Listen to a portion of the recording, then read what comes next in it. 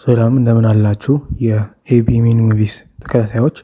ነው ዛሬ ደግሞ በአዲስ ፊልም ከች ብያለሁ።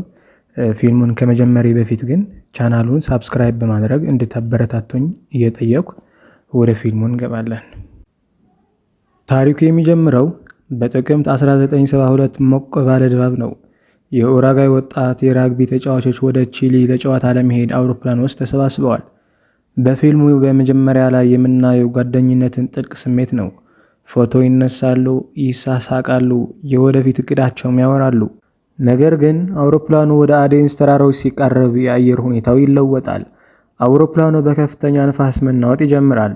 አብራሪዎቹ ከፊት ለፊታቸው ተራራ እንዳለ ሲረዱ አውሮፕላኑን ወደ ላይ ለመስቀል ቢሞክሩም አልተሳካም።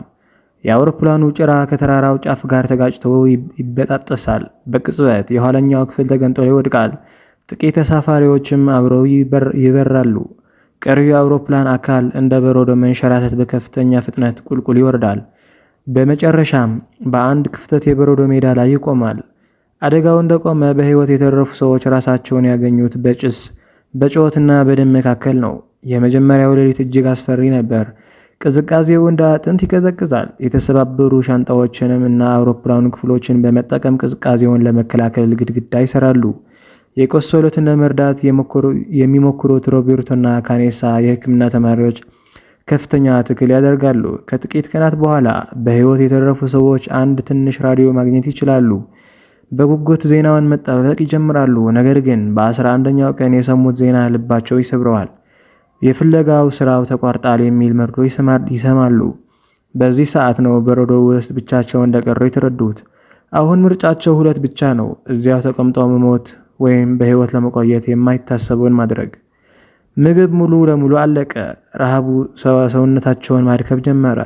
በዚህ ጊዜ ነው በሕይወት ለመቆየት ሲሉ የሞቱትን ጓደኞቻቸውን ስጋ ለመብላት የሚገደዱት።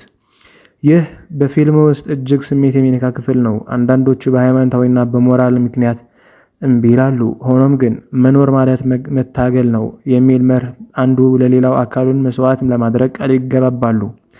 ሁኔታው ተረጋጋ ሲባል ሌላ መዓት መጣ። በጥልቅ እንቅልፍ ላይ እያሉ ግዙፍ የበረዶ ናዳ አውሮፕላኑን ውስጥ ያሉን ሰዎችን ቀበራቸው። ለ3 ቀናት ያህል በጠባብ ቦታ ውስጥ ተፍነው ቆዩ። በዚህ አደጋ ተጨማሪ 8 ሰዎች የቡድኑ መሪ ማርሴሎን ጨምሮ ይሞታሉ። ከበረዶው ውስጥ ወጥተው አየር ሲተነፍሱ ያዩት ዓለም የበለጠ ጭልጥ ያለ ነጭ በረዶ ብቻ ነው። ቀናት አልፈው 60ኛ ቀናቸው ላይ ደረሱ። ጥቂት ሰዎች ተርፈዋል። ናንዶ ፓራዶ፣ ሮቤርቶ ካኔሳ እና አንቶኒ እርዳታ ፍለጋ ተራራውን መሻገር ወሰኑ። ጉዟቸው እጅግ አደገኛ ነበር። ኦክሲጅን በሌለበት ከፍታ ላይ ያለምንም መሳሪያ ተራራው ወጡ። ተራራው ጫፍ ላይ ሲደርሱ ያዩት ግን ማለቂያ የሌላቸው ተጨማሪ የበረዶ ተራሮች ነው።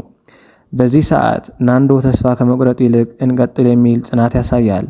ለ10 ቀናት ያለ እረፍት ከተጓዙ በኋላ በረዶው አልቆ አረንጓዴ ምድር ማየት ጀመሩ። በአንድ ወንዝ ዳርቻ ላይ ሰርጂዮ የተባለ የቺሊ ገበሬ አዩት።